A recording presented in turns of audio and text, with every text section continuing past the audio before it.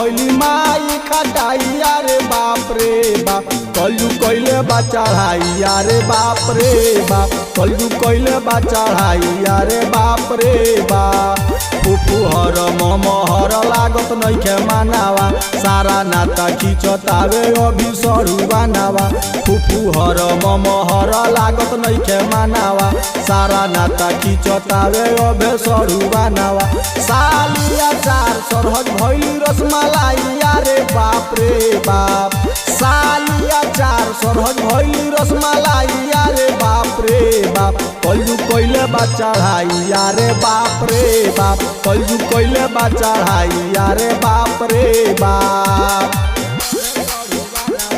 सालिया चार सरहद भैली रसमलाई अरे बाप रे बाप सालिया चार सरहद भैली रसमलाई अरे बाप रे बाप कलजू कैले बा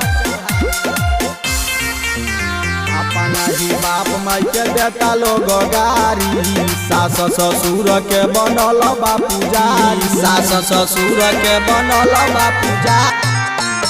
अपना ही बाप माई के देता लोग गारी सास ससुर के बनल बा पुजारी साल के घमंड बाटे पाहुन के कमाई अरे बाप रे बाप सार के घमंड बाटे पाहुन के कमाई अरे बाप रे बाप कलजू कैले बा चढ़ाई अरे बाप रे बाप कलजू कैले बा चढ़ाई अरे बाप रे बाप बुझाई सार के घमंड बाटे पाहुन के कमाई अरे बाप रे बाप सार के घमंड बाटे पाहुन के कमाई अरे बाप रे बाप कलजू कैले बा चढ़ाई अरे बाप रे गटार देता कगरी शादियों में चले लागल मीट और मछरी शादियों में चले लागल मीट और मछरी